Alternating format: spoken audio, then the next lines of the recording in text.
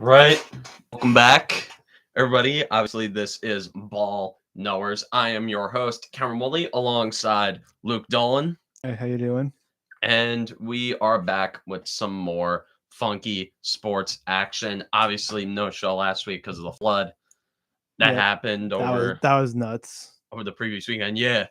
You tell me. Well, I live in a suite up in Canese. And I was actually getting ready to go to class that morning because I have an 11 a.m. on Fridays. It's my first and only class of the day, thankfully. And I didn't get the notification that there wasn't going to be class At 11. until I showered at like 10. I got out and I checked my phone. I find out that there's no class. And then I go into my living room. And there are so many people that just pulled up. Like, just out of nowhere, just a bunch of my friends. And I'm like, I kind of get what Shrek was talking about when he was saying, "Get out of my swamp." Although it was fun. It was fun. I like all those people. So yeah, I already had a class canceled for at 11 anyway because my teacher wasn't going to be here. So, but I had a 10 a.m. class still. Oh, you had to go to that? Yes. And then like half an hour after starting, they announced that the 11 a.m. and any classes at 11 a.m. and after are canceled for the day. I commute here too. Oh yeah, you commute. You're like, great.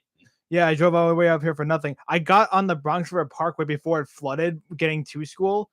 When I was going by the New Rochelle High School, well, the pond that's there was already like overflowing into the streets, which was kind of scary.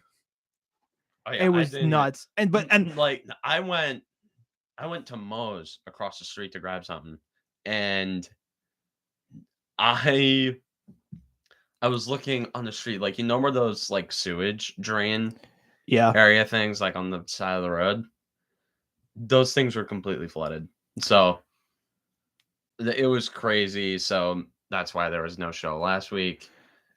And hopefully everybody's safe. Everybody got away generally unscathed. And we're back, dude. We missed quite a bit. We missed a lot. 3 Giant games. We did that changed the outlook on the season. Oh yeah, it would be 3. Yeah, we missed 3 Giants games that changed the outlook on the season completely, and they lost all 3 of them. Yeah, unsurprisingly. So well, we missed the San Francisco game. Yeah, we missed the. That's right, because it was on Thursday, where they got bludgeoned, and then we missed the Seattle game where you guys said they also got bludgeoned, and then we also didn't do a pregame for the Miami game where you guessed that they also got the snot beaten out of them. Yep. So it was generally ugly, and every week it got a little bit uglier. I will say they did play a little bit better against Miami than they did, I guess, against Seattle, but it was. They finally scored a first half touchdown. Yeah, they scored a first half touchdown. It took a 102-yard pick six for it to occur. Yeah, this offense it's being exposed. It's being exposed. Not just exposed. It is being not just neutralized, but ineffective. Stopped dead in its tracks. It is. Like, I've seen a lot of embarrassing Giant football. It's run into the brick wall. Like, that's why I should get my degree in bad Giant football. I mean, I'm probably going to grad school here for sports media, so I guess it's kind of maybe technically you might be able to do that. But like, I already have a PhD in what bad Giant football looks like. This might be the worst team I've ever seen. Just might be. And everybody needs to be held accountable for this. And I mean everybody. This has not been a popular opinion at all. But I do think that Joe Schoen and Brian Daboll should be catching a lot more heat than they're taking. Yeah. Yeah, they didn't address offensive line as much as they probably should have. I mean, even though they did, they addressed it. They completely whiffed. And they did. Although here's the thing, I'm not gonna fault them for the Evan Neal pick. I'm not gonna fault them either, much as I would, because it was good just, process, just bad result. I think they got fired Bobby Johnson. Everybody. Well, again, who's keeping him there? Brian Daboll and Joe Schoen. Yeah, Brian Daboll and Joe Schoen. Everyone's like, oh, it's not Schoen and Daboll, it's Daniel Jones. Well, who decided to give them that giant contract? Joe Schoen. Yeah, Joe Schoen and Brian Daboll thought it was a good idea to give him $40 million a year instead of move on. And here's the thing, although I'm walking back the statement I just made, but like they gave, like, here's the thing with Daniel Jones. I think he's terrible. At this point, I think he reverted back to what made him a bad quarterback in years past. Yeah. Is it completely his fault? No.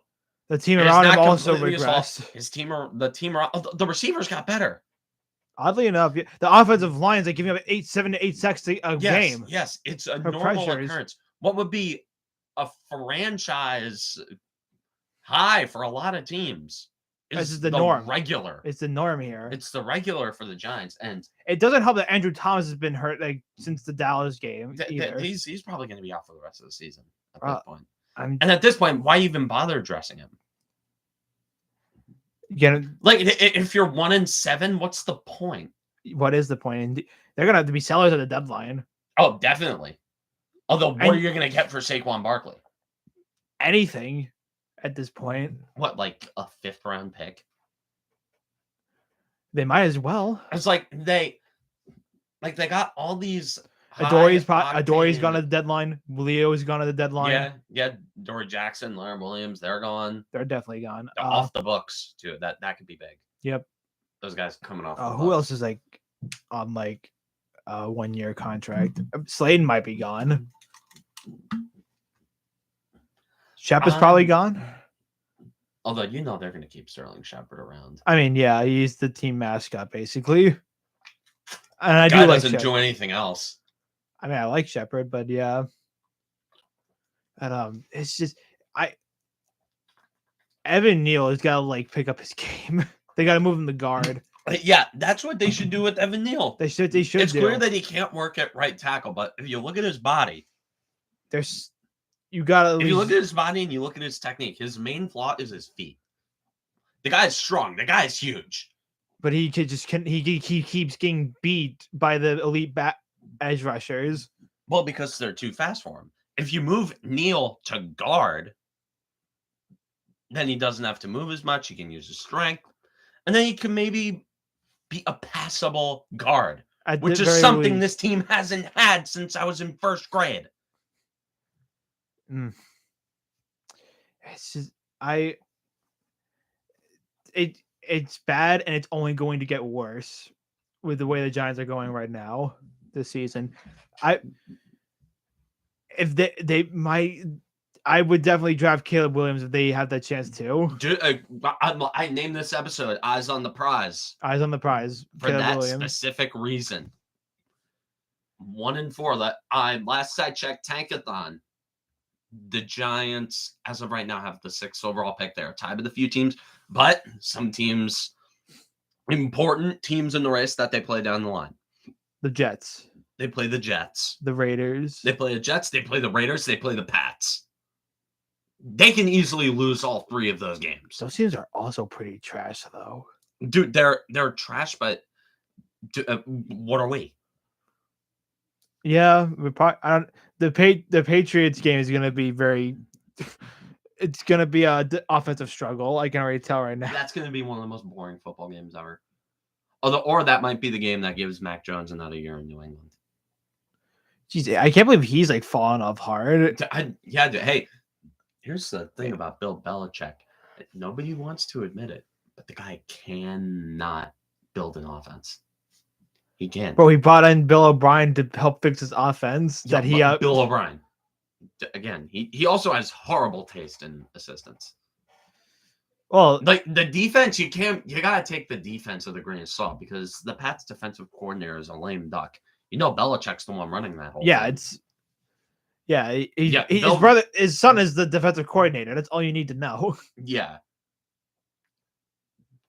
But I'm so mad that I actually felt the Giants could be somewhat good this year, and literally it was reasonable to think going into this year. I'm not going to fault anybody for having expectations. Yeah, a lot of people are saying, "How could you think Daniel Jones would be as good?" It's like, hey, he was good last year. I was okay with the contract they gave him. I think was a little bit steep. Yeah, it was a bit steep. Yes, but there are caveats in there that make it so it's not a complete albatross. It's all the guaranteed money they got is done in the first 2 years. Yes, they can cut him after year 2 and not deal with a lot of dead cap. But it was reasonable to think going into this year that the Giants could be playoff contenders. Could be a playoff team. Dude, in the NFC, this is a weak conference. Yep. There aren't a lot of good teams here. It's very top heavy. Sure, you have the 49ers, you have the Eagles, but other than them, who in the NFC is really that much of a threat? Who? Dallas? They just got destroyed by the actual contender in San Francisco. Like Dallas, they're good, but they feast on bad teams. Yes. Oh yes, they feast on bad teams. They feast on the Giants. And they feast on Washington. And they lost to the Cardinals. Yeah, they lost to the Cardinals. Yeah. So Dallas, I don't care how much they destroy us, which they do. I'll never take them super duper seriously as a legit headliner. You beat the teams you were supposed to beat. Congratulations. That doesn't win a Super Bowl. Yeah. And plus, we're going to hopefully get Caleb Williams. Do Caleb Williams with Brian Daboll as his head coach. That'll be. But again, I do think Daboll, after this year, if this continues with the new quarterback, and with the same exact roster issues, I do think the Shane Daboll brain trust, the seat should get a little warm. It's going to get a bit warm. It should get a little warm if things decide or things don't work out. Something that's also, I think, been an issue is that they didn't address the lack of depth at edge this offseason. Any position. They didn't really address that, especially at edge. The only position where they did address the depth was receiver. And I'll say that has done well. It has done well. It's just a shame that the quarterback who's throwing to them is either on the ground within 2 seconds, or when he's not on the ground within 2 seconds and actually has time to throw, he has such horrible pocket presence and field vision that there are receivers, Jalen Hyatt, there are at least 3 times a game where he is running wide open 20, 30 yards downfield, and Jones just doesn't see him. That pick 6 that he threw against the Seahawks was officially the nail in the coffin for me. No NFL quarterback in makes that pass 5 on a big boy contract. Now, Daniel Jones on rookie money, I'll bite my tongue on some of those. This is $40 million. When he got given that contract, it's like, okay, the time for excuses is done. This is your time. You have to elevate. Yeah, you cannot make that. You can't have that. You can't throw that ball. You can't have that pick 6 the way it was done. That was bad. When Waller, the guy who was brought in specifically to help Daniel Jones, was wide open in the back left corner of the end zone, he was just looking at Paris Campbell as his first read and stared him down. And Devin Witherspoon read it like a book. He said it in the press conference. It's like, yeah, he was staring down his first read all night. So it was easy money. You gotta that's unacceptable. It is unacceptable. And it hurts me to say it because I've been rooting for this guy. Yeah. I've vouched for this guy. And he was good last year. He was really good. And everyone's saying oh, Daniel Jones has always been like this. He hasn't. Last year, Jones never made throws like he did against Seattle. He did not made mistakes. He never a few times he didn't make those bad a mistake. He did not make those type of mistakes. He already exceeded his interception total from last year. The pocket presence last year was so much better. The dynamic, the way he would improvise, his downfield throwing was so much better. Everything about him was so much better, and he just inexplicably regressed. Oh, and you want to know that's Daniel Jones, I'm going to be talking about 2022 Daniel Jones is like a mirage. Bro, I also saw somewhere John Feliciano was a number one in pass blocker and 8th in run blocking last night on PEF. What, from last year? No, from the game the other night against Dallas. He's on the 49ers now. Oh, that's nice. Oh, blocking the Dallas Cowboys. That's new. I think there's a common denominator here. It is Bobby Johnson. The offensive line in general is also not helping Jones out. It's been so horrendously bad. I can't be the only one. You got to agree with me on this, right? The offensive line's been terrible, just as bad as Jones has been. We have had no running game. The quarterback hasn't had time. The defense can't stop a nosebleed. And it's bad no matter how you look at it. Everything about the team is bad. And it's just, I didn't expect them to be, I expect them to be worse. I did not expect them to be this bad. If they were going to regress, I thought they would regress a little bit, but not to this extent.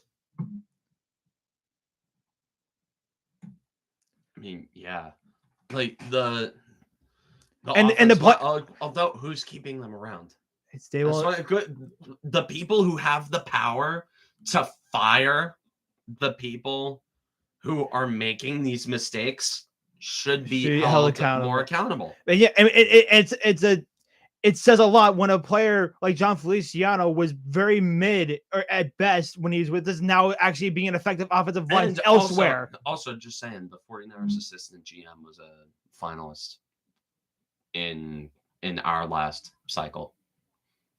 Adam Peters was a finalist, but we picked Joe Schoen, which everyone loved. Everyone loved at the time. I was kind of split, but I mean, looking at how the 49ers are now. Yeah. It was always going to be like a building process, regardless. Yeah, it's a building process, but they exceeded expectations tremendously last year. They're falling into the same exact traps that the Devils fell into, in the last few years. That's incredibly ironic. With your choice of words there. But I'm talking up trap. But they got tricked. They didn't stick to a process. They got one fluky year. They got a couple of good signs. And then they went all in thinking that the rebuild was over, which we all did. I mean, we're fans. We don't know any better. We're impulsive. We saw his team make the playoffs and win a playoff game. We were all thinking the same thing. We were thinking, yeah, go for it. I mean, I definitely still saw the flaws in the team. Still needed to be addressed. There were still flaws. So I don't know if it was the rebuild was totally over, but it's definitely maybe more of a retooling process part then. Well, if the team bottoms out like this, you don't need to retool. You have to absolutely rebuild. You gotta and we could start putting some very intriguing names on the block if it goes that way. Again, I definitely imagine how much Dexter Lawrence could fetch on this market. I don't elite defensive dude. If we're going that route, we gotta really commit to it. I'm talking multiple years of tanking for top overall picks. Say this year the Giants get Caleb Williams, and then if they get Caleb Williams, they need to desperately revamp the offensive line. Yeah, absolutely. But if they get Caleb Williams, then although Caleb Williams isn't a guy you can sit for a year or two, especially with the way the quarterback contract thing works now. It's the clock starts the moment you draft him. Yeah, and that's a bit of weird because I wouldn't be opposed to keeping Jones for another year in that scenario either. Just to be cannon fodder for the rest of the league. I've thought about that too. Don't worry. I don't want there to be. I don't want to have all that dead cap. First and foremost, and also I don't want to really throw Caleb Williams into the fire. I'm saying this as if we're gonna get Caleb Williams. We don't know if we're even gonna get him. They're bad enough, but they might fluke their way into some wins. It's very possible. I'm terrified that they're gonna do that. No, this is the year we're finally gonna win in Philly. He's gonna take us out of the draft pick. It would be incredibly ironic, but Also, I've been hearing stuff from fans saying you never root for your team to lose. I'm a Giant fan. I root for this team to win every week. It's like, really? You know what you're gonna do a lot more winning with? You're gonna win a lot more with Caleb Williams. Yep. The Giants to me are now reaching the point of like, is this team even worth watching if they can't even perform like basic offensive offensive drive and execute it well enough? They can't even do that. I'm like, what's the point of even watching? Then they are terrible. They are bad. Which is why it's a good thing hockey season's here. Oh, yeah. Oh, smooth transition. Like, yeah, I am so thankful that my hockey team is finally good again, because if the Devils were still bad, I'd have to deal with the Giants. The Yankees are bad now. The bottom finally fell out on them. Oh yeah, none of the AL East teams won a single game in the postseason. Poor Orioles. Oh my God. They dealt with all of that. They get a big 101 win season. Only did not have a single. And then they get obliterated. They didn't just lose. They got smoked. And Max Scherzer was celebrating like he did something too. Oh yeah, didn't he not pitch a single inning? No, he's out for a season. Oh yeah, and he's acting. I know. There's like ways to be. You have to find to celebrate, but dude, he's like celebrating like as if he was like a big part in the whole sweep. He's done nothing. And MLB posted him. I know, yeah, and they deleted it. I found out they deleted it. Yep, that's a lot. Because all the comments like he's like he's the student in the group project who did nothing and still got the A. That's literally what it is. But it's just it can't the whole layoff between like the end of the season to the DS cannot be that bad can't be the issue here. Yeah, it's not the issue. Dude, last year the Yankees had that layoff and the Astros had that layoff. And they went undefeated in the AL playoffs. Well, granted, they were facing a doormat in the ALCS, but it's just, but like now the Braves were put on were not. I hope it's bad when I have to root for the Phillies to win. Wow. Or hate the Braves that much. Or more so, it's more so I want the Braves to lose. But here's the thing.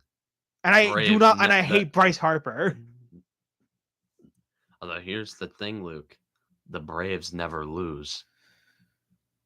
From Sir Fleming, the Braves never lose. Who is messaging me? Who's messaging you on Discord?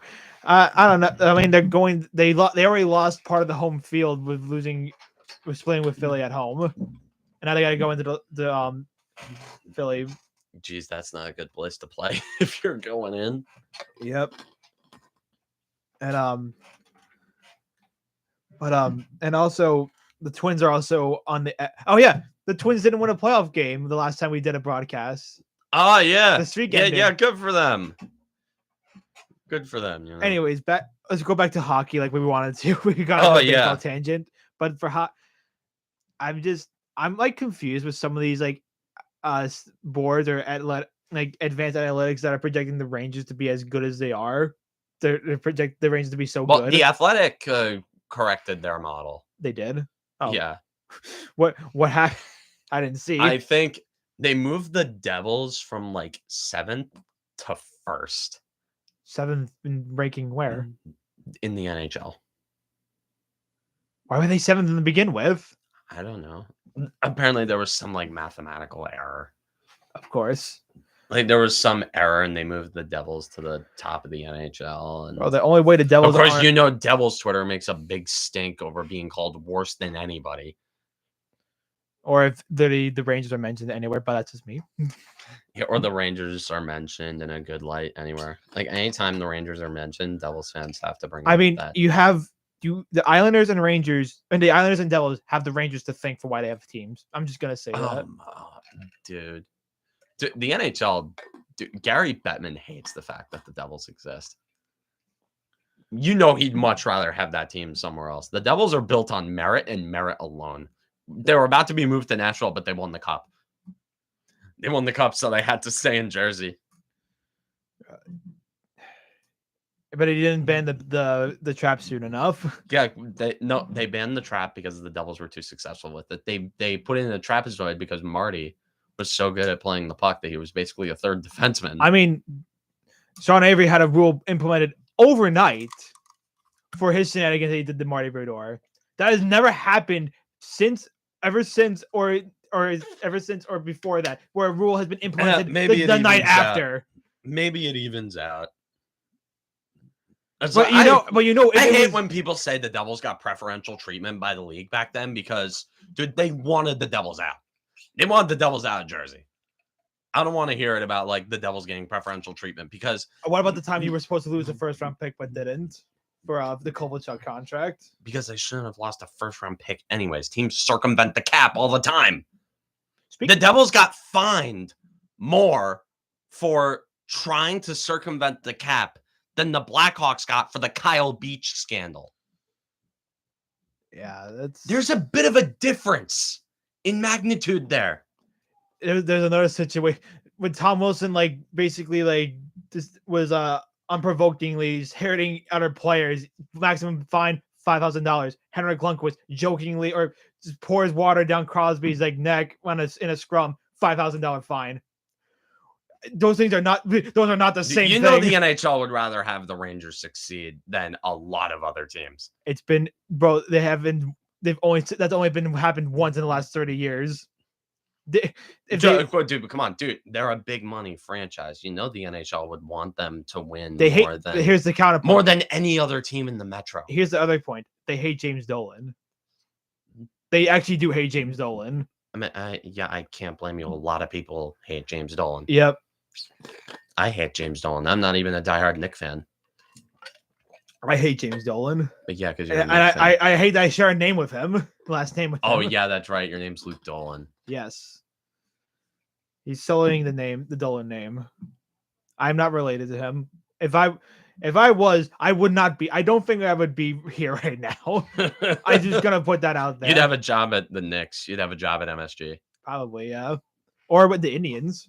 Or the Guardians. I love how people are still screwing up the name. I mean, I just did this now. Because their owner is Paul Dolan, who's also who's related to James Dolan, which is odd because that's my dad's name too. It's pretty funny how that works. But I'm liking how the Rangers are doing some of their lines because they're having, shocker, the kids playing in the top 6, even though they're not really kids anymore. They should be playing the top 6, and they're finally doing it, and I'm happy. Pierre Laviolette is doing the bare minimum of pleasing Ranger fans right now. The bare minimum. Playing Capo Caco on the first on the first line even. With who? Zibanejad and Kreider? Yes. And they were cooking in preseason. They were cooking. They didn't really win much, but when they were on the ice, they were cooking. That line cooked. That line would cook every time they were on the ice. But if they default to putting Hito, Kakko, and Lafreniere on the same line, you might as well have me as the head coach because I wouldn't pretend to know what I am doing. You might as well replace Laviolette with me at that point if he defaults to putting out the kid line, when he should be putting them in the top 6 and giving more ice time to the old Blake Wheeler. Old Blake Wheeler is gonna get more ice time. He might, and I'm scared. But also, old Blake Wheeler is gonna get way more ice time. But also, Will Cooley made the team. I'm happy about that. Who's Will Cooley? Rookie. He showed up in some games last year here. When they were trying to when they were facing injuries or to help cap with some of the cap calculations for getting Tarasenko and Kane. I think he might have been before that. Good water. But I'm happy he got better as preseason went on. I'm happy he's on the team because they're gonna need him. He scored 25 goals in the AHL last year and 20 assists, and he was a big part in their play in the Wolfpack's playoff push last year, where they won 2 rounds. I think that it's a 5-round playoff. in the AHL. So as good he make the team. Brendan Hoffman unfortunately didn't. He's gonna start in Hartford, and which is honestly for the best, in my opinion. So he can be there with Chris Knoblauch, who I'm certain is going to be the next Rangers head coach after Laviolette's gone. There's no doubt in my mind. I mean, everybody in the Devils fan base wanted Kevin Dineen to be the head coach of the Devils after what he did with Utica, but then Lindy Ruff pulled 52 wins out, and then now he got a quote multi-year extension today. No specifications, but I'm assuming it's around 2 to 3 years because did Nemec make the team? No, and I'm kind of tight about that. I would be too. Is he on Utica at least? Yeah, he's in Utica. And like, sure, he's going to be playing top minutes there, but what upside does Brendan Smith give you? I mean, he can play forward and defense. I would know. He did both of them for the Rangers. Brendan Smith has no upside. You can have as a seventh defenseman, Colin Miller. Colin Miller is a great seventh defenseman. And sure, Colin Miller is probably going to be playing on the third pair, and I don't really have that much of a problem with it. It's like the same thing with me with Eric Gustafson. He'll probably be seventh defenseman or sixth defenseman. He's like solid too, Eric Gustafson. I'm sorry they got him like $800K because he had a good season last year under Laviolette. Yeah, but I feel like for the Devils, having Nemec brings more upside. Having Nemec be a regular and having Miller be the seventh defenseman, that gives the team so much more upside. I don't also disagree with the fact that it might have to be more balanced defensive pairings. I don't disagree with that notion. Maybe they have more balanced defensive pairings. Like one person's like the shutdown, and the other guy carries the puck into possession. So the Devils already have. I know with Dougie Hamilton, the Devils already have a combination for them if they put Nemec in the lineup. Who was he playing with? Well, I know he was playing with Luke Hughes, but Nemec is more defensively. He's more of a two-way. He's a two-way defenseman. They had Nemec playing with Luke Hughes, which that would have been so cool. I mean, it's going to happen at some point. Maybe this year Nemec is going to get called up, like maybe a couple months in this, because there are going to be injuries. Okay, I'm surprised Holt is still on the Devils, and now they're actually playing him in the top 6 somehow. I don't know. I don't know what the line combo is. They might have him on the third line, which I don't have a problem with because the Devils' third line. It's like Haula. In terms of mismatches, like if Holtz is on the third line, he'll be with Haula and Plot. Although Haula apparently dealing with a little something right now, so he might be out of the lineup tomorrow night. But again, we'll see. But the Devils lineup, the forwards, I think, are going to look like the top 9 I can figure out somewhat. First line is going to be Meyer, Hischier, Mercer. That's a great first line. Second line, Bratt, Hughes, Toffoli. That line, you want to talk about lines that cooked in the preseason. That line looks amazing. I'm still mad that the Flames were willing to just give Tyler Toffoli for that low of price. Craig Conroy? No, it's Kevin Conroy. Who's the GM for the Flames? Kevin Conroy played Batman. God rest his soul. Maybe it is Craig Conroy. He was a former player. He's a war criminal for being fooled by Tom Fitzgerald. Don't make trades with the guy. I mean, do please, but don't. I object. My humble opinion. I don't think she needs to trade with the Devils. It should be like the Yankees and not make any trades. Or just trade with Chris Drury. No, don't you not want the Devils to trade with Chris Drury? I want teams to trade. I want teams to give packages like they give to the Devils for like no cost to Chris Drury. Anyways, back to the point I was making before about the Devils defense pairings. They already have two-way pairings. The top pairing, Siegenthaler, Hamilton. Yeah, and I'm saying that's this as, worked. And my view, like someone who's not really super into about the Devils, like roster. The second pairing, they could go with Luke Hughes and John Marino. I think that's something they should really give a lot of consideration. I forgot John Marino was in the Devils. Yeah, if you want to talk, that's another trade, dude. Ty Smith for John Marino. I didn't remember John Marino. It was Ty Smith and a third for John Marino. Was that really the trade? I think it was. Why is it? I mean, why didn't Ron Hextall give us a trade like that? And now he's out of now he's out of the job. Yeah, I wonder why. Say, this guy gave up John Marino for Ty Smith. Well, John Marino was also turned the puck over and that led to a tying goal in Game 7 a couple playoffs ago in 20. Oh. Which was bad. No, it was good for the Rangers. Yeah. But speaking of the Penguins, they do not move me. They do not move me. I've been saying. I know I've been saying. I don't care that they got Erik Karlsson. Erik Karlsson can't play defense anymore. And Tristan Jarry still has no glove hand. The Penguins don't scare me. Personally, and of course I say this, and probably in April the Penguins are going to beat the Devils in the playoffs. But they're going to do their chicanery. They're going to do their. They're not going to play. No, they're not going to play hockey. They're going to get into all the scrums and get no consequences for it. That is what they do. I hate them for it.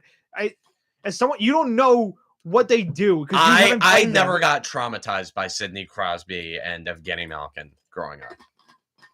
The Devils were always too bad to play them, or they just never matched up.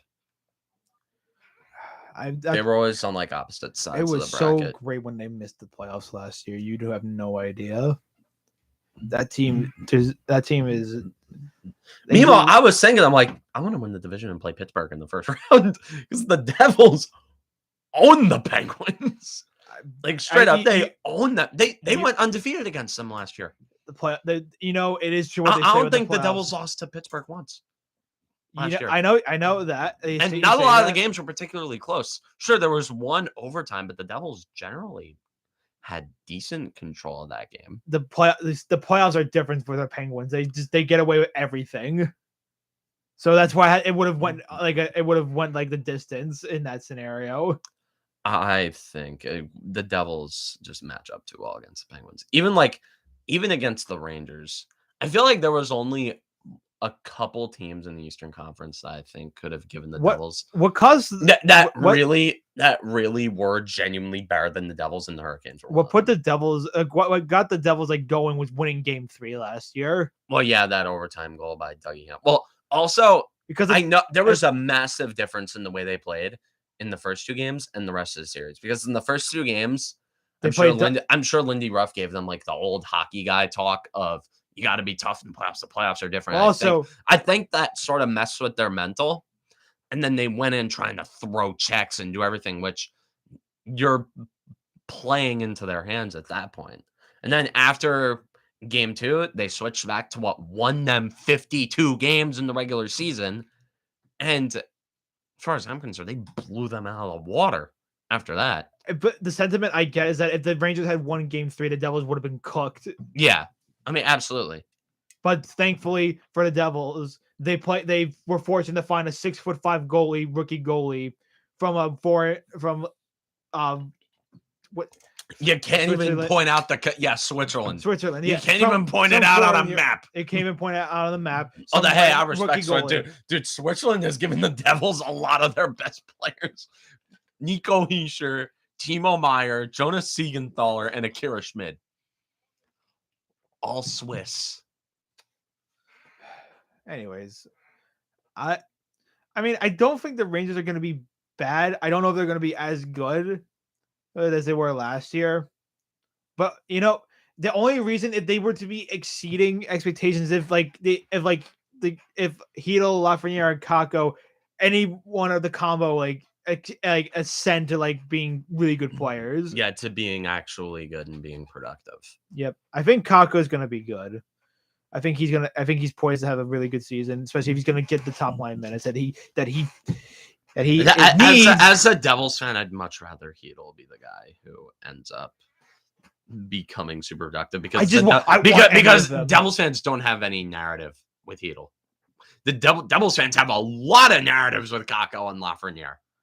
The thing about Kaapo Kakko is that it did not matter who the Rangers picked. They were going to pick whoever the Devils didn't. The Rangers were going to pick whoever the Devils did not pick, and that out of those two, their development was also handled. Developments were also different too. Yeah. Meanwhile, Jack Hughes in his second year at 19 was given top 6 minutes, and Kakko, out of the gate. And we saw war criminal David Quinn as head coach. I mean, Jack Hughes had John Hines. Lindy Ruff did help develop him and a lot of those young players. Jeez, Lindy Ruff didn't do much for the Rangers when he was an assistant. Well, he was an assistant. He was coaching the defense. He's terrible at that. And the power play, I think. The Devils are actually trying something different with the power play this year. Instead of having being top heavy, they have 2 units. They have what has been called by team reporter Amanda Stein on Twitter the Jack unit and the Nico unit, where they spread out some of their top players and put them on 2 units. Which I think if that works out, that could be league changing. If that works, people would be like, "Oh, wait, we can do what they do." And it's gonna be which is exciting because none of my teams have been trailblazers before. Bro, the Rangers were only the ones. There was a discussion years ago because when the Rangers were coached by Tortorella in 2012, they legit thought about banning block shots because the Rangers kept doing it. There was a legit thought that they might consider doing. Outlawing block shots, which is how are you going to do that? How are you going to play defense? This is why the NHL is back 30 years in terms of elevating their game. And also you hear they're doing their own red zone now. It's gonna go horribly. Fine, yeah. It's the NHL. The NHL doesn't do anything right. Or they go on. They try 14 years later. Yeah. I'm just happy hockey's back because now I don't have to watch football that closely. And also, granted, this is if the teams are good. That is also true. I'm hoping that the Devils are good. I'm hoping that's not just another case of me being so excited for my team and then them flopping, which I am terrified of happening. I am terrified that the Devils are going to flop. Although rationally, everything is telling me that they're going to beat a wagon. You know who I'm also not really convinced by? Who are you not really convinced Carolina. I still think, at least for this year and next year, they're going to be a force to be reckoned with. They don't have a scorer. Teravainen, a healthy scorer. I mean, they don't have any depth goal scoring. They can beat the Metro. They can't beat the Atlantic. For some reason, they have the entire download. They're 0-12 in their last conference finals game. Yeah, they have the download. The Arizona Coyotes have won a conference final game more recently than the Hurricanes. Oh yeah, that's right. When they were the Phoenix Coyotes. Yes. But yeah, I don't know. I'm not really moved by Carolina being a cup contender. I really am not. Because all the high risk value they get these scorers are goaltenders. What happens? They get injured. Injury prone goalies and players get injured, and then the thing with Carolina, or they lose their depth goal scoring. Is that they are one of the few teams in the NHL that I can think of that are the benefactors of a flawless system. Carolina's the system. If you can crack the system, you beat them. Yep. Unfortunately, no team in the Metro can really crack that system. Now the Devils, maybe with a little more hair on their chin, maybe they can crack it. Maybe with a few different players, maybe they can find out the secret. But overall, nobody in the Metro can. The Rangers kind of cracked it in the 2022. Yeah, it's called having the best goalie on the planet, and also putting Carolina in the power play. Yeah, they did not score a single power play goal until it was like out of reach in the game 7. This was also 2022 playoffs, Igor. We're talking about. Yeah, which part? The part in Pittsburgh. God, I hate the Penguins. I think I've said that already. What time is it? Oh wow, we still got a bunch of time left. We're 45 minutes in, so we got a lot. We still got a lot of time, but I think the Rangers will be good. Igor's got to be Igor still. Yeah, that's the caveat, dude.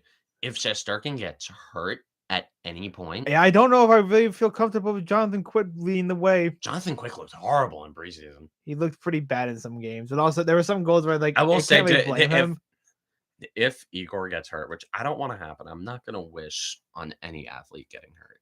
But if Igor gets hurt Rodgers. And the Devils play, I didn't wish on Aaron Rodgers getting hurt. I just said it would happen because it's the Jets. I did predicting an injury and hoping for it to happen.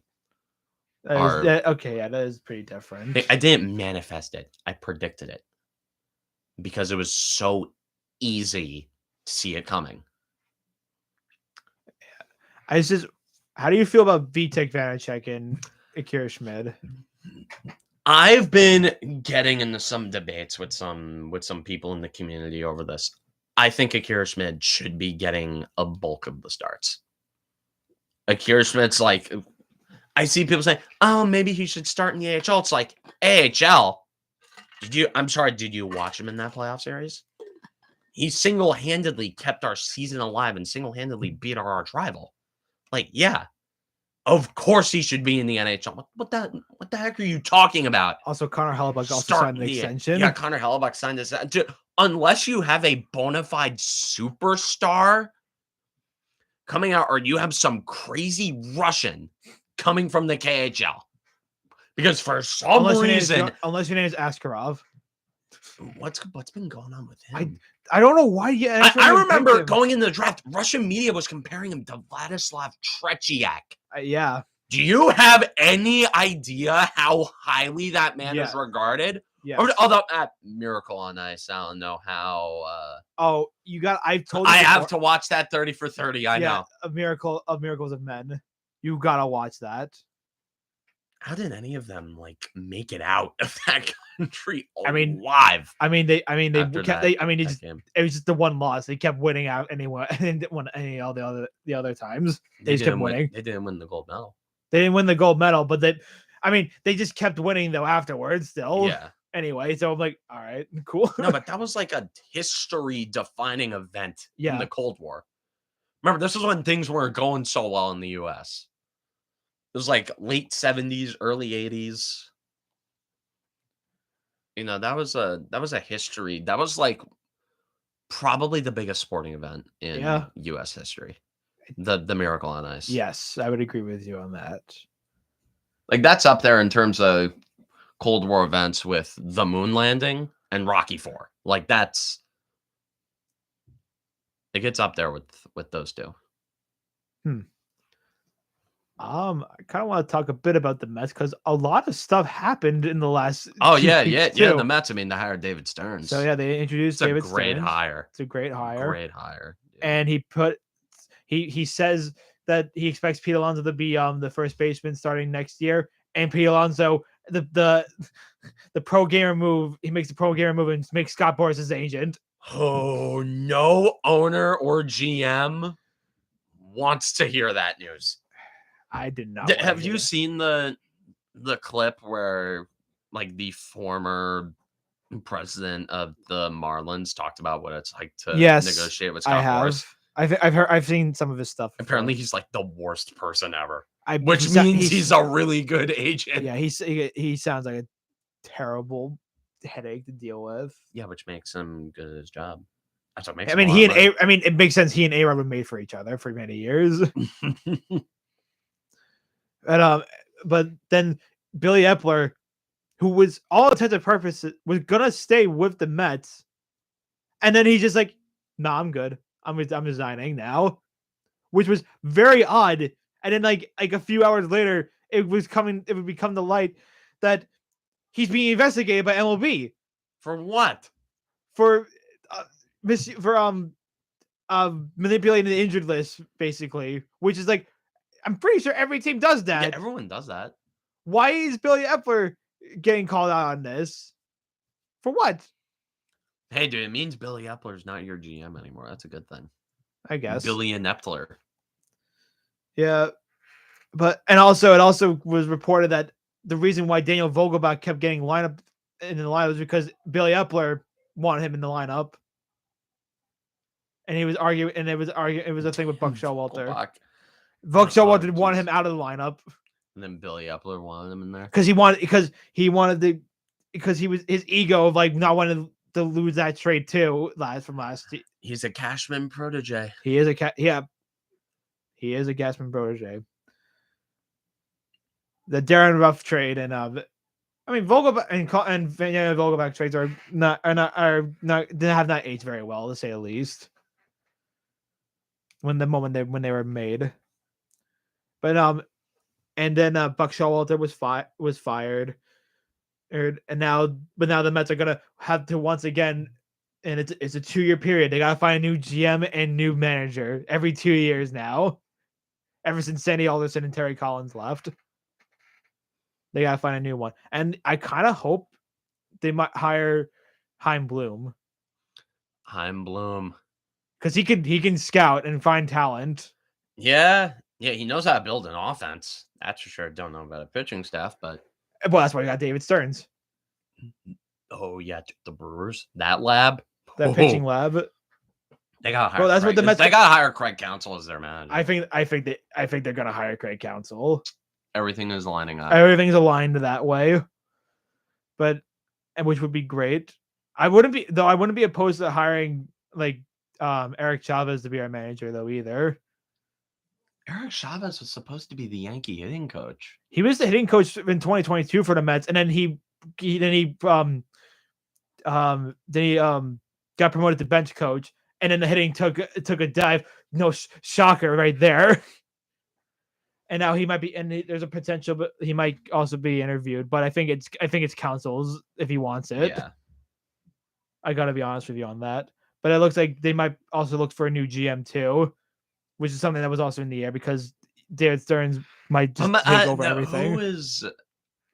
Although is that new GM gonna have any power? Probably not. But they can offer good insight. It's their job.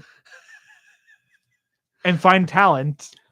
Basically, being GM of the Mets for the next few years has got to be a great gig. You don't have to do anything but show up to the meetings.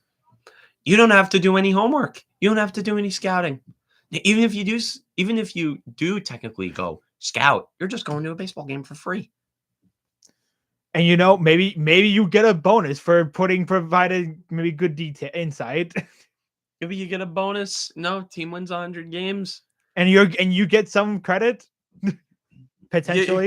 You get the credit. I assume baseball teams are some of the few remaining like organizations that do give out Christmas bonuses to their employees. Steve Cohen probably does. Might I don't know. I mean, it's a drop in the bucket for him. Yeah, but also what's $1 million to that guy? It's nothing. Nothing. He's worth like what, 15 billion? And the guy runs a hedge fund too. Yep. So he's always going to make money. Stock market hasn't been doing well for a while, so maybe his hedge fund's taking a hit, but he's still got a lot of money in reserve. But also the hierarchy of the Mets, Steve Cohen and David Stearns, they're both Mets fans. They both grew up Mets fans, and I am super excited about that. Yeah, and that's where it felt like David Stearns was basically going to be. This was basically going to be David Stearns' job ever since Cohen took over. Like for like the last 3 years, it was basically going to lead to this moment, a foregone conclusion. They just couldn't get an interview with him because the Brewers were not having it, and now we're going to take their manager and their G, and we took David Stearns, and now we're going to take Craig Counsell from them. And then we're gonna sign Yobushi Yamamoto. I'm thinking Yamamoto. Like, I don't really care that much. Like, if you want him, fine. Although I do want the Yankees to sign him though. But we're gonna. Maybe they might trade for Juan Soto. I don't know if they will. Oh boy, here we go. I don't know. Juan Soto. I don't know. I'm fine with them writing the course for this year and like seeing what they have in the farm system, getting some of their other prospects playing time. But Juan Soto, but also Juan Soto is a Scott Boras client, so he's going to test free agency either way. So maybe you don't trade for him. Yeah. I do not want to deal with Scott Boras again if I'm the Mets. Because now they're going to have to because Pete Alonso hired him as his agent. But what time is it right now? It's 3:53. We're almost out of time. We're almost done here. I don't really have anything else left. You want to talk a bit more about go back to playoffs, MLB postseason to close it out? I haven't been watching any games. I'm just still upset with the Orioles just getting absolutely swept. That's so disappointing. Not a single AL East team. Not a single AL East team won a playoff game. That was easily the best division in baseball in the regular season. Yeah, that's nuts. And I hope I kind of hope Texas wins it because even though I'm not sure what would account. I would like to see DeGrom be credited with a World Series championship. Yeah. That is my guy. He's probably hanging out in the dugout. Yeah, I think he is actually in the dugout still with the team. DeGrom and Scherzer. maybe that's what the key was missing for the Mets.